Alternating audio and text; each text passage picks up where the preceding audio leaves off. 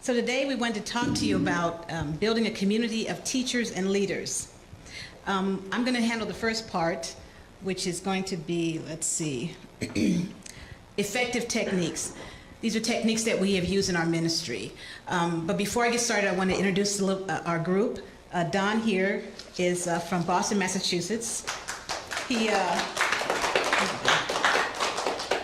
Don is going to handle the second part, as I mentioned. He's going to talk a little bit about building fishers, or becoming fishers of men. Becoming fishers of men. We have two other partners in Australia that was mentioned, Don and Andy Wilson, and they will, I'm going to point to some of their work on the site. And my husband, Alan, Jeff Allen, who couldn't be here. He had planned to be here, but he is not doing well, not feeling well. But when he is well, he will be joining us a little bit. So I'm going to do the first half, about 20 minutes, and then Don's going to come up and do the second half. Okay. How many people here have been to our site, the Christ Experiment? Oh, great, great. What is the name of the website? It's www.thechristexperiment.org. I just looked at it and it said it was full page, couldn't be found. Oh, it's there. It's definitely there. So this is our homepage for the Christ Experiment. What we're doing right now, we're working on experiment number 8. Experiment number 8 is called the Planet-Wide Unity Initiative, where we are proposing to unify the Urantia book readership in part 4. In other words, let's read it together, one paper a week. And on our site, we've developed a schedule. If you go to the Explore tab on our website, you'll see a little icon here. See in the corner the white box. That's the schedule, the reading schedule for the current week. This schedule is going to be going until January 2019. It's going to cover every book in part 4. The idea is that if you are one of these readers who's isolated, maybe you don't have people around you who are reading, if you're doing the experiment 8 with us and reading along the papers per week, then you can have a sense of community knowing that there are other readers who are reading the same information during the same week. So it's an experiment to see if we can unite the readership. If you look here at the top, there's a red bar. That tells you what the reading is for the week, which paper we're reading. And if you click on the link, it'll take you to a video. Our partners in Australia have turned every paper of part 4 into a little video. It's just some beautiful artwork and the text from the paper, and it really makes the reading really enjoyable. So every week that's going to be changed, but if you're interested in what the reading is for the week, click on that link there.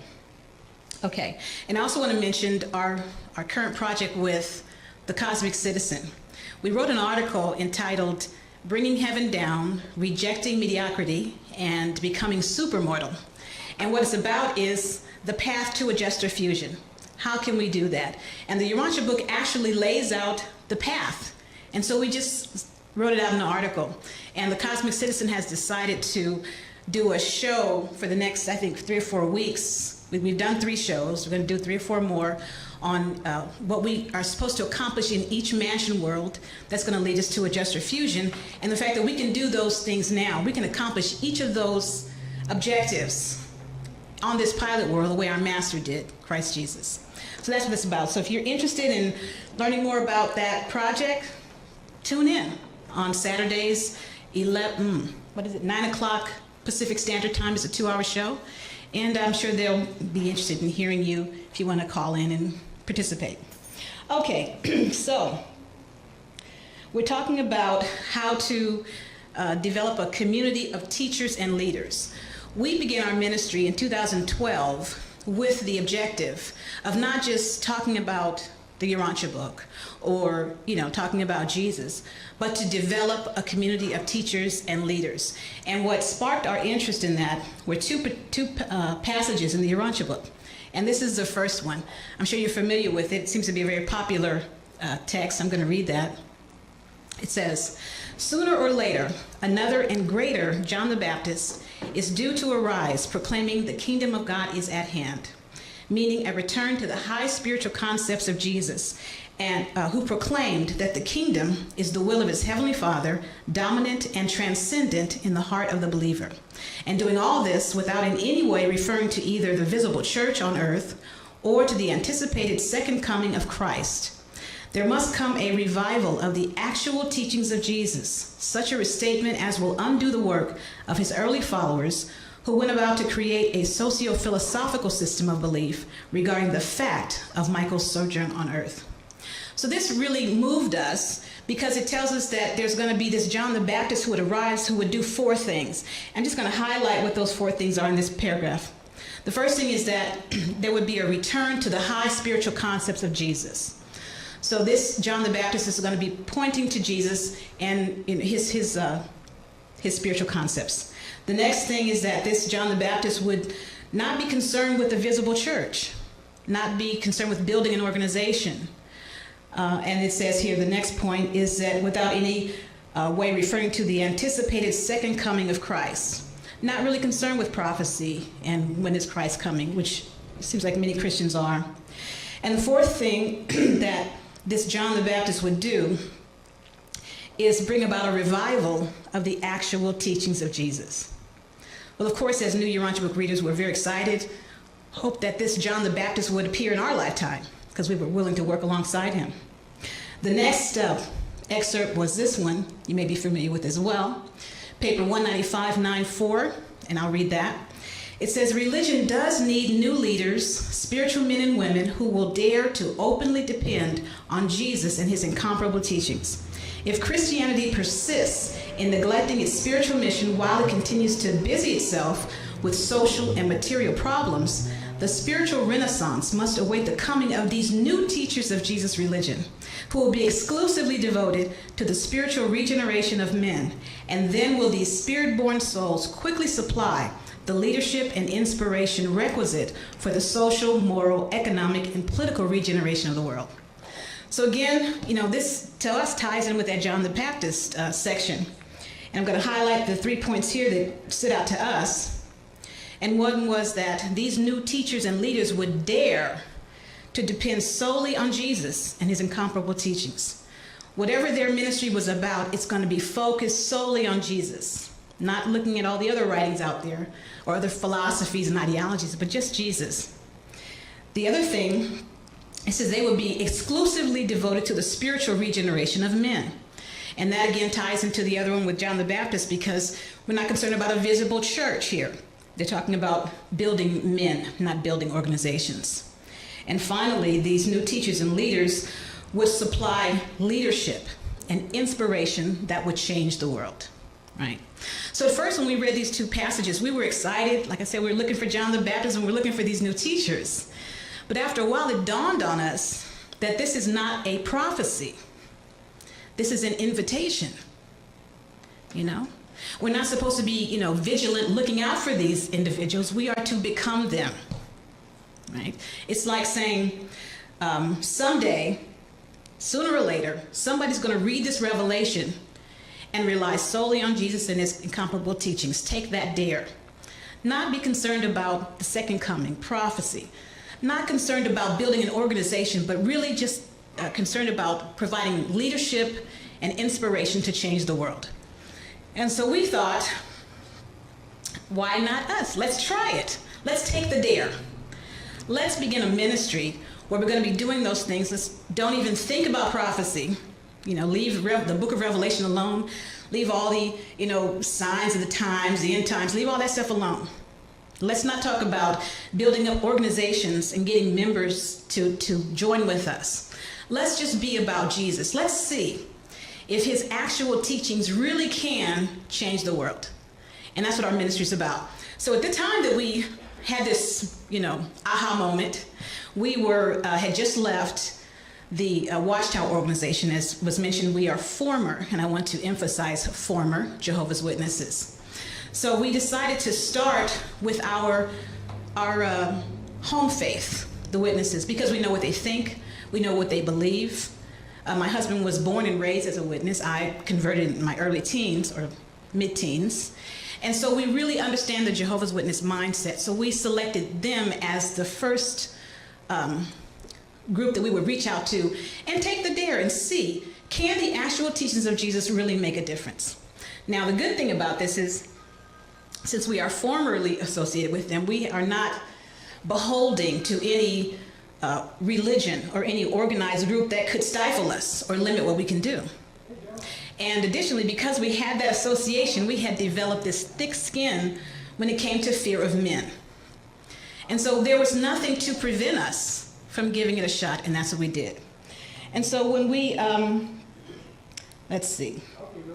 when we began our ministry with Jehovah's Witnesses, we said, let's pick something that is important to them that we can elevate. And we have this saying that we are uplifting the spiritual conversation.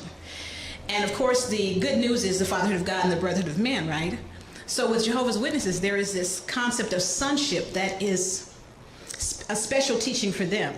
But they think that just a few of mankind are sons, whereas the rest of mankind are friends of God. So we thought if we could show them that they are all sons of God, all of them destined to the heavenly career, we could accomplish a few good things. One is we could get them to stop following men. If you have a relationship with the Father and you know that you are a child of God, you don't need men telling you what to do. Secondly, you would be following the leading of the Spirit. You tune into your indwelling Spirit, the Father.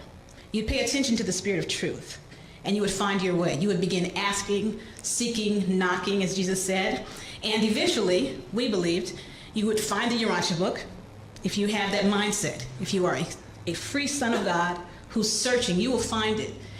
Or when it's presented to you, you'll recognize it as truth. So that was our objective. And we, I guess we had a three-step project. Now I'm going to tell you this three-step project, and I'm going to tell you two of the techniques that we use. But I want you to understand that these things we can tell you in hindsight. In other words, we didn't begin with this, blueprint of how we're going to go about this. We too are following the leading of the Spirit. We established our sonship, we accepted that, the freedom of the sons of God, and we believe that if we follow the Spirit's leading and the actual teachings of Jesus, that we'll do okay. And we'll see. We'll test and see, can the actual teachings really make that kind of a difference? And so we developed two particular techniques, and they are bridging and volumizing. These are the words that we gave it. Now, bridging is a concept that we've written several articles about. These are some of the titles: Bridging the Revelation, Bridge to the Future, Fortifying the Foundation, Parts 1, 2, and 3. And these articles can be found on our website. That gives you more detail about this concept of bridging. What I'm going to tell you today is just a summary of what it means, how we used it. So we begin with bridging, meaning we start where our audience is. We don't come to them with something new, like, hey, I've got this new book, this new understanding, this new concept. We start where they are, and then we walk them to the Urantia book. We build that bridge to the fifth revelation. This is important because there's so much skepticism out there, so many new things that people are, naturally skeptic about it.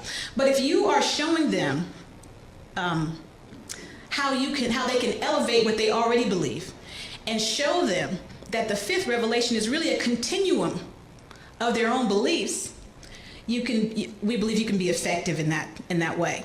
So you're not, as I mentioned, you're not coming up with something new.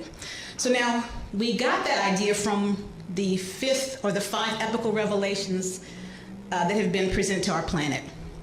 We know the first one. Let me see if I have it here. Okay. Oh, okay, good. So the first epical revelation was the planetary prince, right? And his job was, in so many words, to bring civilization. At a certain point, the next revelation would appear, which was Adam and Eve, and they would do a biological uplift, and they would build upon the successes of the first revelation, right? And of course, we had the default, and the rebellion affected our planet, so we kind of had to readjust our revelations, and so the third revelation was an emergency mission of Mekaventa Melchizedek. Now, as we know, the reason that he had to come was because monotheism was dying out. So he had to reintroduce this to the world. So in a way, some of the work of the first and second revelations got lost, got confused. And so he's bringing something new. And he had his army his group of students and he taught them, and they went out to various parts of the world and took the teachings with them. But his most able and apt student was Abram, the father of the Israelite nation. He kept the most, he retained the most of what Melchizedek taught. And he taught his family, his offspring, these same teachings. And of course, Moses came along and codified them and organized them into a religious group, but these were basically Melchizedek's teachings. So now it's time for the fourth revelation, which is the bestowal of Michael. Well, what does he do? He comes and he builds upon the third revelation. He comes to the people who are the keepers of the third revelation. He could have gone somewhere else, but it's interesting that he chose to build a bridge from the third revelation to what he's presenting, the fourth revelation. And what happened is he got a large number of the Jewish faith to accept his elevated teachings. If you watch the way he taught them, he never, he didn't come to destroy those things. He didn't say that's wrong and that's not. He elevated what they did believe. He took their ideals and elevated them. And eventually, now they're up to the fourth revelation, right? So we saw that and we said, okay, now we're presented with a pattern of how the revelations are promoted. And so when the fifth revelation came about, the Urantia book, we said, well, let's follow the pattern. Let's go to the group that is the keeper of the most of the fourth revelation. Christianity, right? Now, of course, you can build your bridge to any ideology. You can start with atheism and walk them to the fifth revelation. You can start with Judaism. You can start with Buddhism. You can start with you can start with science. You know, anything people like that they consider an ideology, you can start there and say, hey, that's really good. I like what you say about that. But do you mean this too? That's kind of like what you're saying, right? And you can build on what they're doing and lead them to the fifth revelation. But the fact is, the most effective, the fastest, and I think the most successful way is building on the fourth. And that's what we did. And that's the concept of bridging. So, as I said, you can use it with any ideology. But we used it with Christianity. Now, the second technique that we use is called volumizing. We didn't have a word for it for many years, but one of my attempts to lose weight, I came across this diet program that talked about volumizing. And I thought, wow, that's interesting. This is what volumizing is in the context of dieting. You have a small meal. You know, sometimes they give you the packaged meals, you know, Jenny Craig or whoever's out there doing it. And it's maybe a spaghetti meal or chili. I use this with chili. And when you eat this little meal, you're not satisfied. You're still hungry. And you're like, if I'm gonna lose weight, this is all I can eat, right? So they have a concept of volumizing, which means add some vegetables to it. You know, chop up some fresh tomatoes. Saute some spinach, throw in some mushrooms, you know. And this doubles the portion, right? So now you got a shot at being satisfied from this meal, and you're not adding unnecessary calories, right? And of course, the effect of this whole thing is that you have more food, more nutrition, right? So, in thinking about that, I said, wow, that's kind of like what we do in the ministry, right? So this is what we're doing in the ministry. We're taking that small meal, which is the gospel accounts. That's the only part of the Bible that talks about Jesus and his teachings. It's very small. In fact, it's been estimated that the Bible contains parts of 28 days of his entire life, right? Small portion. Whereas the Urantia book has his entire life from year to year and expanded color commentary on his ministry, right? So let's add a few nutritious elements from the Urantia book, just to volumize their spiritual meal, right? So we're just enhancing what they already know, you know, add a little something. And the advantage is now they've got depth and breadth to what they already believed. It's far more satisfying, right? Now, we still haven't mentioned the Urantia book. We're just volumizing their small meal. Okay. And again, enhanced meanings and values as a result. Now, when we did this, we did this with so many different topics, as I think Phil said or Jerry said, that, there you are, that we have, I'd say, a couple hundred articles on our sites where we volumize fundamental Bible teachings.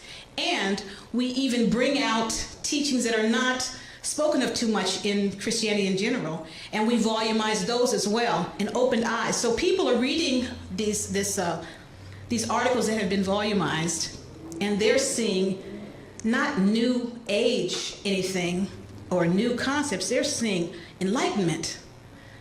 I get this. This makes sense. This is what I've always thought. But you really articulated it better for us. Now, of course, we didn't articulate it better. We just infused a little bit of the Urantia messages, understanding. One way that we did this is with the Remembrance Supper. Practically every Christian faith celebrates or commemorates this thing as the memorial of Christ's death, the Last Supper, the Lord's evening meal, the Eucharist, taking the bread and the wine. And so we decided to elevate that celebration by pointing out that it is the only celebration that Jesus ever asked us to do. It wasn't Christmas, wasn't Lent, wasn't Easter. The only religious commemoration that Jesus ever suggested we do is the Remembrance Supper. And so we emphasized that. And then we took, you got 2.5 papers on that night, that one night in the Urantia book, a couple verses in the Bible. And so we can volumize that evening, what happened on that evening, what the symbolisms mean. And we can broaden their interpretation of the emblems, of the bread and the wine. The Christianity says blood, body of Christ, right? But now we've got the Urantia book that's adding more meaning to that. Doesn't take away their fundamental belief that it's blood and the body. That's not a problem. But we're filling it up with these more nutritious elements and thereby elevating it. And what we've done is we've created a annual celebration of many religions, not just Jehovah's Witnesses or former Jehovah's Witnesses, but other faiths, Mormons, other Christians, and even many who don't associate with the religion. They are now holding this celebration as special and important because of volumizing with the Urantia book. Okay. And so there was, I always want to mention this, there was a talk here, I think the first talk I came to at this particular location, and Mo was giving the talk. And Mo had said that from now on, the Urantia Foundation is going to be focusing more on the teachings rather than the book. But he asked the question, what's the vehicle? How do you teach the teachings of the Urantia book without the book? And the answer is, the vehicle is Christianity. The vehicle is the Bible. We're not changing the cars. We're just adding a new passenger, right? And that new passenger can maybe steer that car more toward the right direction. That's the idea. So these two techniques we use with our audience over a period of about 3 years, never mentioning the Urantia book as a source. Because you don't have to, because these two books are in harmony. They are in complete harmony. Now, we said this one time on our site that the Bible and the Urantia book are in complete harmony, and somebody raised a question and says, wait a minute, that's not necessarily true. Let's keep it real here. That's not really true. And I said to him, think about what we said. We said they are in harmony. We didn't say they were singing the same note, right? So you've got things in the Urantia book that are not there, that are different notes, but when you put them together, it's a beautiful melody, right? So that's the idea. Now, to our surprise, we were reaching out. I think we reached into 230 countries around the world of people who are just interested in the actual teachings of Jesus. And so we got a little nervous because, we don't want any followers. We don't want people, following us. So we said, now it's time to teach them how to fish. Step 2. Step 1, the actual teachings of Jesus. Step 2, teaching them how to fish. All this time, 3 years, we're feeding them. We're making the connections. We're doing the volumizing for them. We're bridging it. Now we've got to teach them how to do that for themselves, which means we have to introduce them to the Urantia book. So the question is, how do you introduce people to the Urantia book who think they're not interested? Well, the way you do it is, as we mentioned, bridging and volumizing. So now by the time we've done that and our audience is with us and is going, yeah, and they're free sons of God now, and they're interested in looking and, testing and asking and seeking, following the Spirit, now they're open. Now they trust the Spirit of truth to lead them. And so we decided now we're going to do an experiment on the Christ Experiment site. And it's experiment number 6 at this point, and you can find it on the site. On the tab there says experiments. You'll find our 8 experiments so far. Experiment 6 is entitled A New Revelation with a question mark. We're not saying it's a new revelation. We're wondering, is it? Could it be? And so what we did is we wrote this article that used only Bible scriptures and common sense reasoning, and we walked them to the possibility that the Urantia book is a new revelation worthy of investigation. And we held our breath. We weren't sure what kind of reaction we would get, but the reaction was overwhelmingly positive. People wrote us emails, tell us they were crying. They were so moved by the information. They're so excited. Some said, I don't know what you're saying, but I'm at least open to examining this, which is what we had hoped for. And the response was so overwhelming that our partners in Australia decided to turn the experiment into a video. And so we have a video on our site. It's called A New Revelation, ? And it pretty much is the same information from the article, but it's just visual. People are getting more visual now, so it works. And again, the response was very positive. On our homepage, you see the yellow little bar there? That's the video, A New Revelation. It is downloadable, and it is free. And you are free to download it and share it with your Bible reading friends to see if that makes them say, I think this book is worth looking into. Now, of course, we're not telling people this is the new revelation. We're saying you examine it and you see for yourself. It's worth at least that. So we hope that you do that. A lot of the information on our site, this is the video, The New Revelation of the Life and Teachings of Jesus. And it's in English, Spanish, German, and French. We have some translators that helped us with this. So again, like I say, everything's free, but if you want to make a nice donation to our ministry, we certainly would appreciate it. Okay, so that's step 2. Now, we'll be back up here. After the video, it's been like 5.5 years now, and now we're ready to do step 3, which is teaching these fishermen to become fishers of men, right? They know the actual teachings of Jesus. Now they can find the truth for themselves, make the connections for themselves. Now, how do we get them into this community of teachers and leaders, to become this community of teachers and leaders, to go and spread this 5th revelation? That is where we're going next. And Don is going to handle that part. But first, I wanted to mention a few things about what we're doing. The Christ Experiment is not an organization. We are not trying to centralize the ministry of others. Most of the people who use the ideas on our site don't even contact us more than once or twice a year, if that. We've had people write us and say, can we, pastors, religious leaders, can we use these articles in our churches? Of course. It's in China, it's in Turkey, it's in Iraq. These articles are being used in that way, but we're not policing these people. We're not organizing these people. We're not concerned with a visible church. We're concerned with spiritually regenerating men. And so, all of these individuals out there around the world who are doing this work, who are sticking with the high ideals of Jesus, and that also carries a moral connotation in terms of our own behavior, who are not concerned with the visible church. Not saying that we can't have one, it's just that's not our goal. We're not trying to build organizations. They are not trying to make interpretations about when is Christ coming? It's next week. It's next month. I can read the signs. It's definitely now.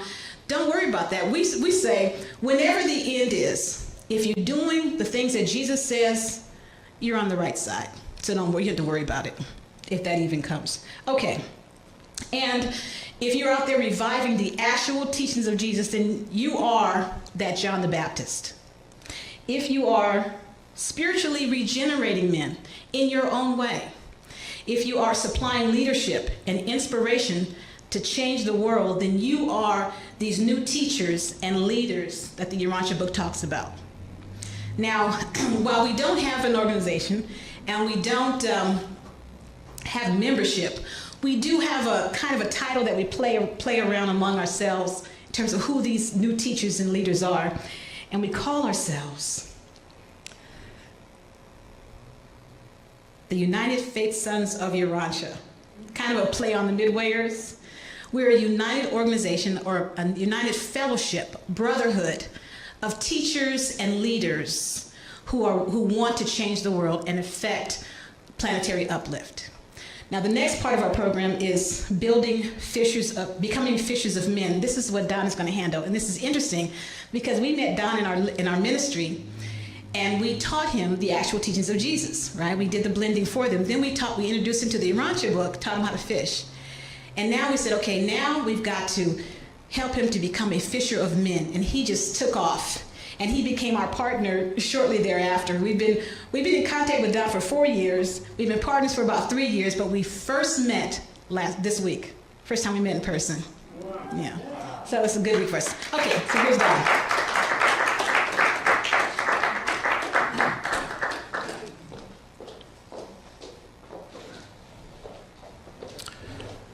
So in becoming fishers of men is actually what Jesus had taught his apostles and disciples, to go out, help people to understand about the fatherhood of God and the brotherhood of men. So when we talk about becoming fishers of men, how can we do this? But before going there, I think one of the things that's important to realize is that when you read the fourth revelation, or particularly the fourth part of the Urantia book and Jesus' life and ministry, he emphasized spreading the gospel. If you look here, and this is one of the things that's important for us to realize, because we're here in 2017, and he gave this commission nearly 2,000 years ago. So has it really changed? If we look here, Jesus had this to say to a few of his disciples. He says, "Remember that you are commissioned to preach this gospel of the kingdom, the supreme desire to do the Father's will, coupled with the supreme joy of the faith realization of sonship with God. And you must not allow anything to divert your devotion to this one duty. Let all mankind benefit from the overflow of your loving spiritual ministry, enlightening intellectual communion, and uplifting social service." But note this: "But none of these humanitarian labors, nor all of them, should be permitted to take the place of proclaiming the gospel." These mighty ministrations are the social byproducts of the still more mighty and sublime ministrations and transformations wrought in the heart of the kingdom believer by the living Spirit of truth and by the personal realization that the faith of a spirit-born man confers the assurance of living fellowship with the eternal God. So we find today that most religions have become steeped in humanitarian efforts, but we can say that for the most part, the teaching of this gospel of the fatherhood of God and the brotherhood of man is yet to be accomplished. So we can see that the commission he gave is unambiguous. So has it diminished over these past 2,000 years? And where do we stand right now? Because there's some folks that believe that the time is not yet for the spreading of this gospel. We have to wait for further world conditions and man's mind to reach this level of spiritual desire for that to take place.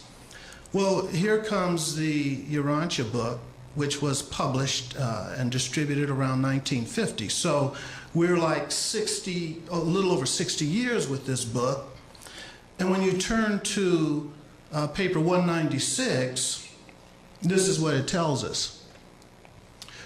"The time is ripe to witness the figurative resurrection of the human Jesus from his burial tomb amidst the theological traditions and the religious dogmas of 19 centuries. Jesus of Nazareth must not be longer sacrificed to even the splendid concept of the glorified Christ. What a transcendent service if through this revelation, the Son of Man should be recovered from the tomb of traditional theology and be presented as the living Jesus to the church that bears his name and to all other religions. Surely, the Christian fellowship of believers will not hesitate to make adjustments of faith and practices of living as will enable it to follow after the Master in the demonstration of his real life of religious devotion to the doing of his Father's will and of consecration to the unselfish service of man. So when I read this, what we are being told in 1950 is the time is right. So in 1950, the time was as right as it was when Jesus uttered these words 2,000 years ago. So knowing that, we have every reason to believe that this commission of spreading the fatherhood of God and the brotherhood of man is more urgent now than it has ever been. Now, implicit in some of these things that we have been given, we're not only informed that the time is ripe, but we're also given a number of clues on where to start the ministry. And Jeanette touched on them, but it's interesting to look at a number of the places where we are told about focusing attention on Christianity. And it says here in paper 195, Jesus did not found the so-called Christian church, but he has in every manner consistent with his nature fostered it as the best existent exponent of his life work on earth. But the Christianity of even the 20th century must not be despised. It is the combined product of the combined moral genius of the God-knowing men of many races during many ages, and it has truly been one of the greatest powers for good on earth, and therefore no man should lightly regard it, notwithstanding its inherent and acquired defects. Christianity still contrives to move the minds of reflective men with mighty moral emotions. So we're being told here there's a recognition that Christianity has inherent and acquired defects. And we all know about them. And this is what has turned so many people off from organized religion. We can go through history and pick these horrible things out that have been done in the name of Christ. And notwithstanding that, the midwayers are telling us, yes, but take a look at this. You need to focus that there are some seeds buried within Christianity that can aid us in resurrecting Jesus from this theological tomb that he's been buried in.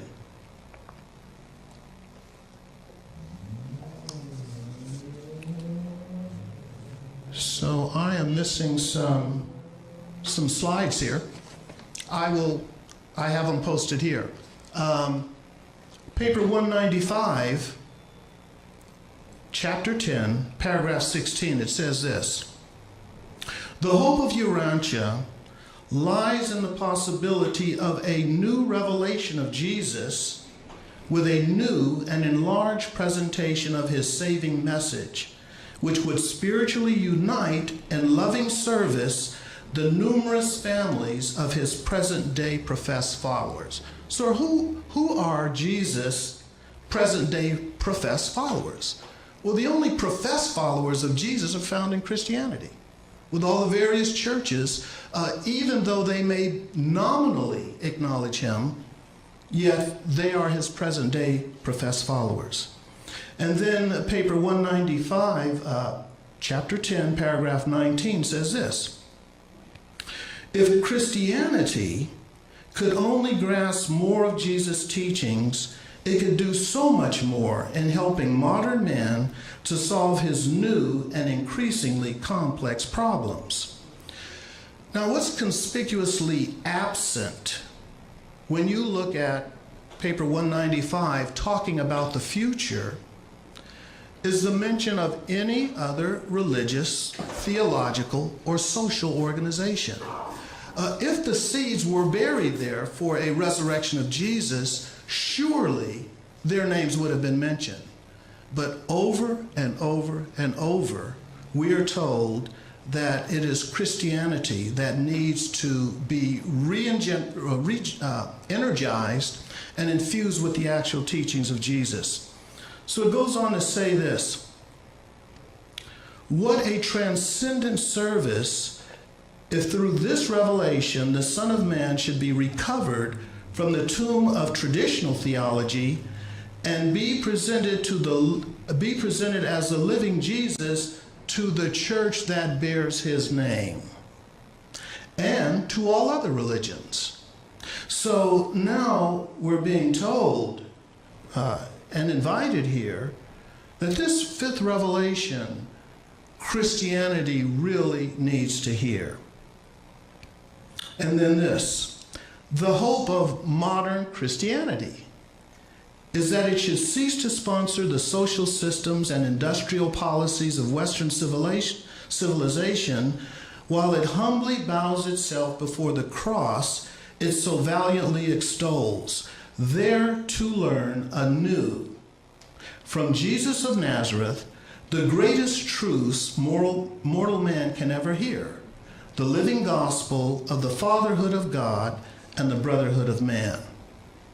So that's why we have chosen to focus our attention on Christianity. So now I'm going to just take a few moments to show how I've been affected by this. Since 2014, I decided that the best way to do this is start to visiting churches. I've never done this for all of my life as a witness. You don't go in other churches. You just stay right where you are. So in 2014, after I made my exit, the first thing I did was visit a Pentecostal church down the street. And over the past couple of years now, I will say I have been to about 12 different churches in the Boston area of various different religions. And what I sought to do is join their Bible study classes. This is an opportunity while they're having discussions about the Bible for me to interject the plain and open teachings of Jesus. So through doing it going this method, I've been able to sow seeds. And the result has been this: it's only recently that I began to see some fruitage from it. Because there are times where I have left Bible study and have wondered, why am I doing this? It's like I'm beating my head against the wall. I've been attending this one particular church for a year and a half. And this past Sunday, right before I left, I met one of the deacons there out in the parking lot right as I was leaving.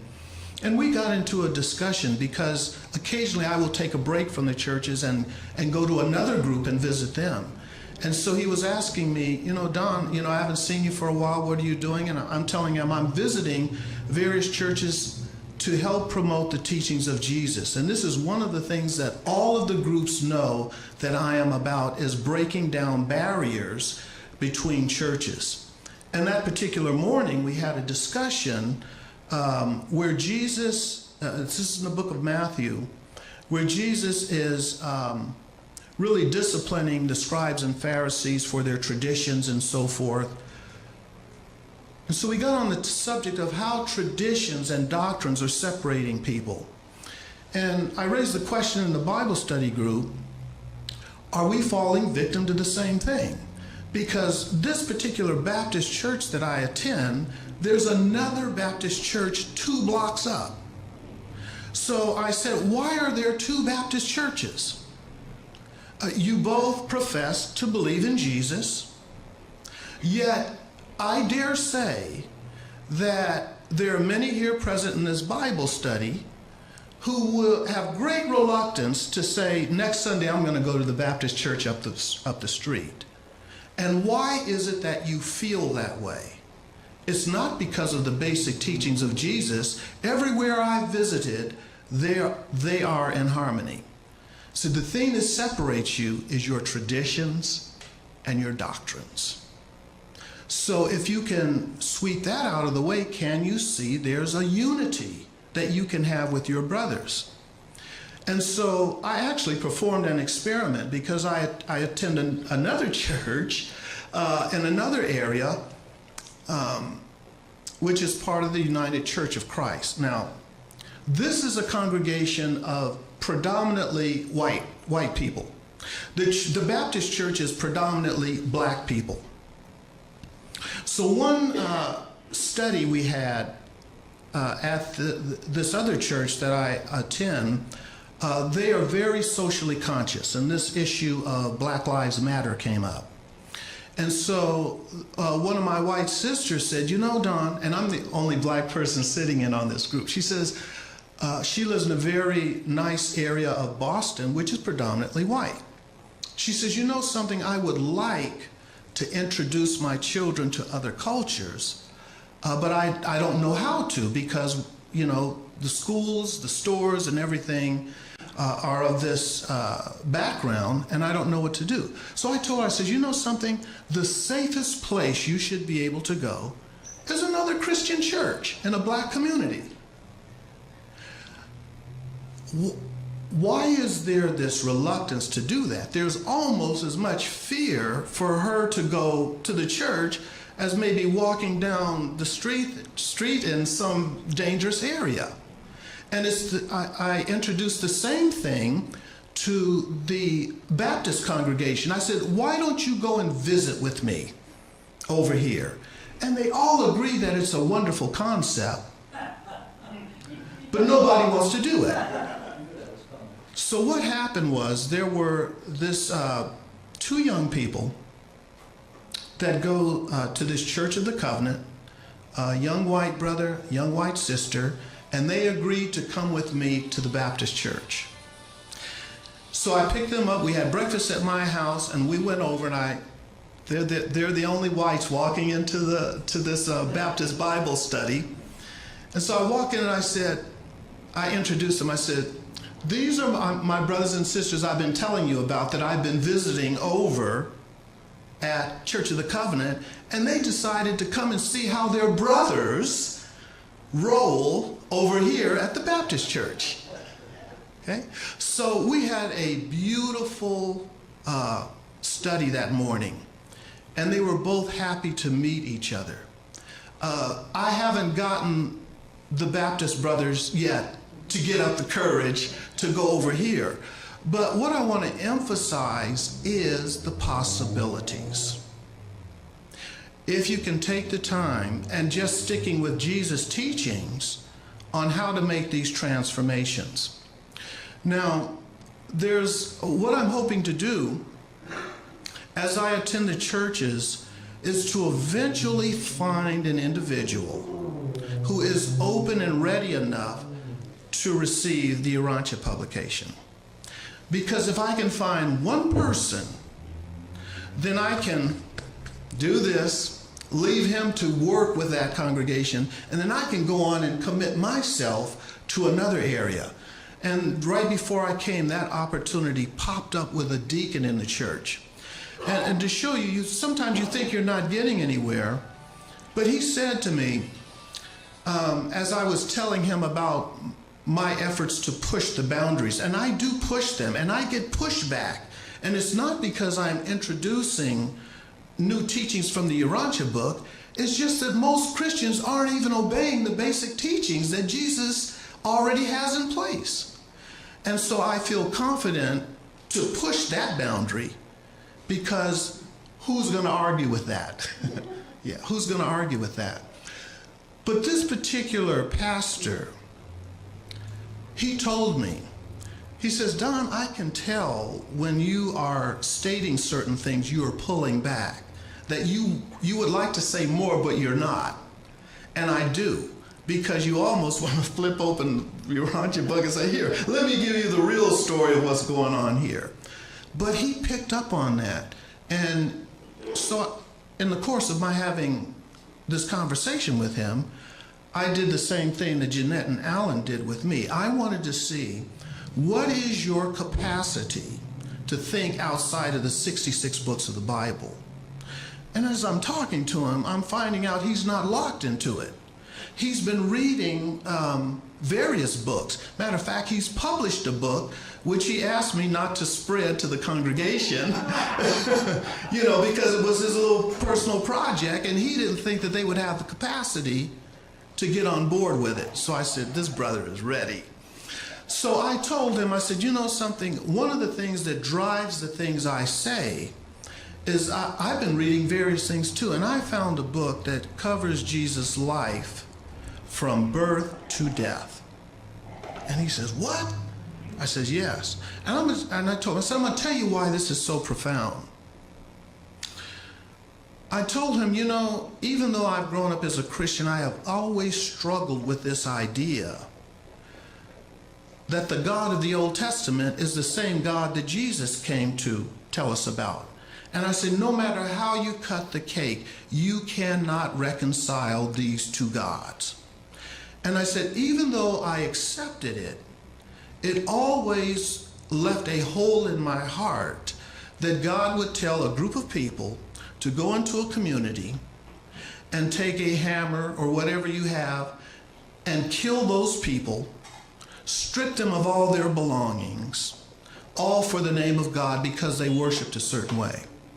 And I said, when I read the life of Jesus, I could never imagine him with a sword or a knife in his hand going into a community and stabbing a baby to death, or beating someone until they were dead, and then still having the presence of mind to go strip them of their material goods. I could never reconcile that. So I told him, in this particular book, I read this paper on Jesus' talk with Nathaniel.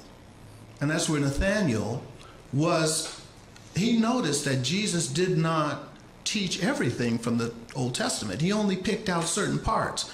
He says, Master, I know that you're not down with all of this stuff. You only pick the good parts. So Jesus pulled him aside and says, Nathaniel, I'm going to tell you something, but don't tell your brothers about this yet. And he went on to relate to him the source of this document. That some of these men were faulty. That they were inspired, but yes, they're inspired the same way that you're inspired. You're inspired to write this based upon your level of understanding at that particular time. And in that paper, Jesus tells Nathaniel, don't you ever accept this idea that your Heavenly Father would send someone into a community to kill and pillage and do these various things. This is not the nature of my Father. So when I related this to the brother, I started welling up with tears, because when I read that, my heart was at peace. It's like I said, I knew my Heavenly Father was not like this, and Jesus verified. And when he read it, it resonated with his spirit, because many Christians struggle with this. So the next thing he wanted to know is, where can I get that book? And I said, well, a lot of people aren't ready for this, so just hang tight and maybe later on. And he kept pressing me. He says, I've got to read this book. And I told him, well, I'm leaving on vacation on Tuesday. I don't know how I can get it to you. He wanted it now. So I went home, got him the copy. I put a bookmark in the paper of Jesus' talk with Nathaniel, and I told him, start with the life of Jesus and read it all the way through. And I said, you are going to meet Jesus in a way that you have never known him before. And this brother's eyes lit up when I gave him the book. He says, Don, I can't wait till I get home. So since I've been here, he's texted me how much he's enjoying it. So I'm fascinated to get back to see how this is going to work out. But this is how I do it. You've got to be patient. You have to really take your time. And you can never put in my opinion, you should never just take this book and hand it to someone. You'll do more damage than good. But if you take your time and do it slow, you will eventually find people here and there. Now, that's ministering to people going into churches. What about our family members and so forth? Because in my study group in Boston, I've heard several experiences where people were really stoked about this, gave it to their relatives, and now the relatives don't want to say a thing to them about religion or anything else. They think they're cuckoo. Well, my brother, who I'm very close to, is a Baptist minister in a church. And so 2 years ago, I just started talking with him about the Gospels accounts and raising these same questions. In 2 years, we've been having some stunning conversations, raising questions that Christians have in the back of their mind, but it is not safe to raise in church. Because when you raise the questions in church, the first thing people think, well, you must be losing your faith, or you don't trust in God. So they keep these things buried. And we have an opportunity to provide a safe environment where they can open up. So for 2 years now, I've been talking with my brother, and this January, I told him about what I was reading. And my brother was open to it. We spent a week together at a timeshare place that we had, and he started reading the book right then and there, and I was guiding him through this fourth revelation. I'm going to be seeing him next week, and I'm very interested in seeing what he has to say. But he never had any objection to the things I was telling him without the Urantia book prior to giving it to him. And he's looking to upstep the spiritual conversation among those he's with. But it took 2 years to do this, and I still would not have done it if he had not given me cues that he was ready for this. So Christianity is the place that I think is good. As Jeanette mentioned, there are various other places you can start at, but these folks, our brothers and sisters, and this is the other beautiful thing as I'm saying this, that's coming to me, is even though we have this revelation and our knowledge is upstepped, we're going among not Baptists, Catholics, Mormons, or whatever. You're actually going to your brothers. These are already your brothers in Christ. Yet their stature and meeting up to everything Jesus has said and taught is not there yet. So if we go out recognizing that this is my brother and this is my sister, then they get the impression that we're not part of this chosen people sort of thing, or we're not elevated. We're all on the same playing field, and they're open to you and they're receptive. I find that I am able to say things now to people having no religious denominational background that people would have never listened to me during the 40 years of going out and trying to teach my brand of religion to them. Just coming at them as a friend who wants to share faith and the truth really does open up doors. So I'll conclude with that, and thank you all for inviting us and listening to our information.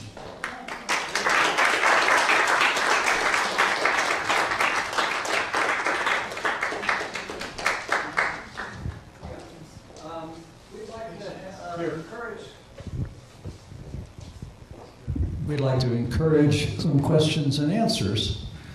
And Okay, let me say, we have to finish at 5:30. yeah, It's going to take us a half an hour to get out. we have to clear out because other people are coming in. But some questions. And do we have another one of these? These microphones? Yeah, well, yeah, take, we'll just stay up there with me. Okay? Pass it back and forth.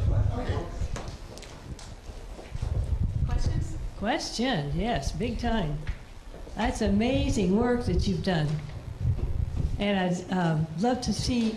Oh, hi there. Hi.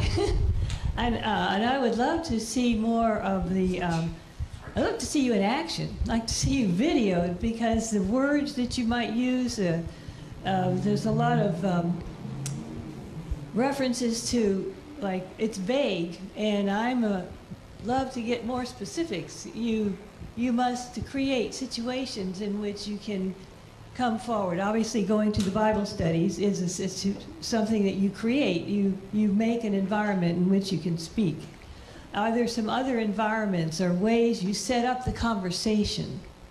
And how do you start the conversation? We're actually going to be doing some of that. You want to talk about it? Yes, that's why instead of just attending the church service, I always ask, when is your Bible study? Because it automatically creates the opportunity to introduce something. They're either going to be teaching in the Old Testament, or they're going to be teaching the gospel accounts, or they're going to be talking about Paul. And no matter what the venue is, or rather the subject is, it's always going to be where there's going to be an interchange. That's why I choose Bible study as opposed to just going in and sitting in a service week after week. Matter of fact, I've often been asked, are you going upstairs to the service? And I will tell them, no, I got another Bible study to attend. Also, we've written many articles on how to do this ministry, how to do what we talked about, the volumizing and the bridging. So check out the information on our site. And Don is going, he's being modest now, Don is going to be producing some videos, a practical application of these things, maybe some suggested opening, statements to start conversations with various people in various settings. So we hope to have that done later on in the year. Let's see. Resonate with you completely. First of all, get the mic to the mic so we can get your question. I really resonate with you. It's not really a question. I'm just confirming I've discovered the same things, and I'm doing the same things. I read the Bible over and over and over again. I read the Another book over United and over again. Faith son of Urantia. And I've been to I go to different churches. I'm currently at a Quaker church. I've been at the longest. And all these things you say are true. You go into a Bible study, there it's already open. They're studying. And Yes. you're interjecting things. And man, you see you just see the angels of the churches and the progress angels at work. What you're saying is absolutely true. Get in there and do that. This is the culture that the Urantia book came in. Just it was a Jewish culture when Jesus came. And that's what you're working in. Exactly. And it's just I do want to say, really though, exciting. when we do this, we never come into these churches as know-it-alls and as we're trying to direct something here. We're just doing a little volumizing. We're throwing out something. One thing that Don does is so great, and I guess the time must have run away from us so he couldn't get into the detail, is that he has 4 objectives. I'm doing this for you. The first one is to help them to appreciate the superiority of Jesus' teachings over the prophets, even over Paul.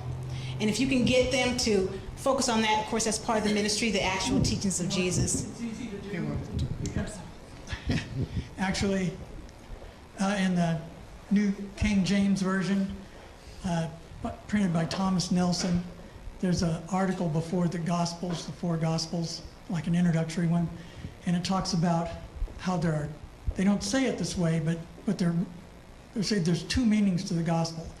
Actually, what they're really saying is just 2 gospels. One is the gospel that Jesus taught, and the other one is the gospel about him. Yes. And once you see that in the Bible, once you read the Gospels, and like when they're preaching around Galilee, when it's first starting off, well, he didn't tell them he's going to die yet. And they were all preaching the good news around the Sea of Galilee when it was starting off. What were they preaching? they're preaching everything he's talking about in there. It's the fatherhood of God, the brotherhood of, in the words in the Bible. Right. He's The telling risen them. Christ is not the good news. It's not So the good news Jesus about taught. him is in the Acts and the Right. later letters, and then. But if you read the Gospels, once you see that there are two, you can't unsee it, Right. and then that's your doorway. All right, Pierre has a question. You go to Bible studies. That sounds like pretty good. Is there anything else that you do besides Bible? Is there any other way to get into the Christian community? Have you found anything else? That's the best way, because you've got a captive audience. And it's not, and I go to various churches. So I've been to Pentecostal church Bible study, Methodist church, United Church of Christ. All of these I seek out the Bible studies. But it doesn't stop there. I spend time in the public garden, which is near my job in Boston. And it's a thoroughfare where people come through and they'll sit on the bench. So I talk to strangers too, as well, from wherever, whatever their background is. One more question. Is there a particular Christian community that you find that is more receptive than others that you should focus on rather than Methodists? Or? Well, one of the things that Jeanette and Alan had recommended to me, which I found good, is find any smaller church as opposed to the big institutions. There's a lot more flexibility there. And I must mention, too, that some places that you may go may not be open enough for you to get anywhere. I spent 1.5 years with one particular church and was doing very well, but found that the mentality was so stuck into Old Testament thinking that I could see that I was not making any progress. And this was after 1.5 years. So I said, you know, I'm not being effective here. There's so many churches to get to, so let me find another place. 1.5 years is a lot of patience. Yeah. Well, I wasn't the only church during that 1.5 years. No. There were others I was attending as well. But all of the others that I have attended, I continue to go to. This one, I could sense I had hit a dead end. I wanted to make a comment that I must be very poor at this, because I spent, 30 years with one church and got very little, and I have gotten very little from my own family. And I'm attending another church, and they had, they asked people to volunteer to give their faith journey. So I gave my faith journey, and one person actually picked up the book, and he said he read the foreword, which I had told him, well, not to do. But anyway, I really appreciate all the things, all the hints you've been giving me. I'll start with the Bible study now instead of something else. I sing in the choir, but I've had very little luck. I guess I cannot sell umbrellas in a rainstorm. I also want to add that, remember, these are your brothers. You're going to these environments, and the Spirit of God is in all of them.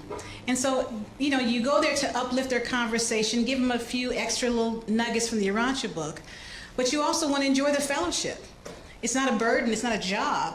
You're getting to know people. Recall, Jesus went everywhere, talking to everybody, interviewing everybody. So these are opportunities for you to get to know a little bit about your brothers and your sisters who have a little bit different take on God. I just wanted to salute you guys for doing something incredible. I really am. I'm impressed, and I think you guys are doing something really great. So that's all I wanted to say. God bless you. That's working great. Thank you for the tools. Bridging is wonderful. That's the only way you can reach people's hearts is bridging, and you guys are geniuses. And volumizing. Now I got to use it in the weight part. I've got a quick question for Don. I think it was said earlier that maybe you had seen some of the Christ experiment on the website, and if so, what brought you there and why? Yes, well, I had already been associated with them before the Christ Experiment came online. I became associated with them with their first website, Anointed JW. So by the time they got to the Christ Experiment, I was already a partner of the unit. So why? Why did I become involved with them? As a former Jehovah's Witness, I followed a link from one website to theirs. And the thing that they were focusing attention on was one thing: sonship. That we are all sons of God with a heavenly destiny, which is not taught in my religion. But I had for a long time prior to meeting them sensed that this was true. And all of their articles were centered on sonship. And it just resonated with me, reading all of these scriptures that Paul had stated and that Jesus had stated. They never talked about living forever on earth in a paradise, which is what is taught there. So once I saw that resonated with my spirit. And every time I read an article, it was a confirmation of sonship. And that's what attracted me to the ministry. Sonship is very powerful. If you can get people to really grasp the freedom of the children of God, they're on the path. And again, I want to mention that we're not really interested in curiosity seekers. When you're out there presenting something new, like a new book, a new idea, you're attracting people who are interested in new things. These people are going to be excited and read the information and then move on to the next new and exciting thing. We're looking for people of faith, people who will hold on to these ideas and assist us in carrying out what we believe is Michael's agenda, and that is spreading abroad this fatherhood of God, brotherhood of man, and building this spiritual brotherhood. So we're really looking for people of faith, not academics necessarily. We're looking for people of faith. I might mention, there's a lot of us that are not part of the Christian community right now. I'm brought up Catholic, but I haven't been to a church in many, many years. However, over the years, since 1971 or so, I have probably introduced, I don't know how many people, well over 100, 150, 200 people to the Urantia book, maybe more. Some of whom have had an influential part later on in the Urantia book community, and seeds that had been sown from my introduction to them to the book. And so I'm just saying it's part of one of the other things that I've done. And right now I'm still involved in what we call the Urantia Book Readers Online Network. We're almost 20 years now, and we've had 3,000 or 4,000 people walk through that door, and many of whom have just, from all over the world. So you're another United Faith son of Urantia. Yes, I am. Yeah, we have a saying, find a place in the field and work it. Yes, exactly. All right, I'm done. I'm going to get some pie.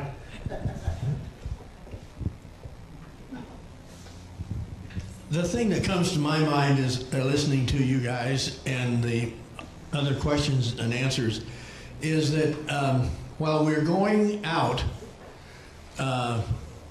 to work in the field, so to speak, I believe that it's very important to keep in mind that we go there first to listen. We have to find what the commonality is with them. As you say, well, Don, what resonated with you was the theme of sonship. In every group, there will be a theme, and there will be a particular focus. And it's important to listen and look for the opportunity to share an opinion, but if they see us coming into their class or their group to teach them or to give them a new message that is ostensibly a new message. Typically, people resist being talked to and talked at. So I'm only saying we need to caution ourselves to listen first and look for the opportunity to share and not necessarily to teach. Yeah, good point. Very good point. Well, I wonder if, Don, can you just mention your four objectives? Yeah, you did.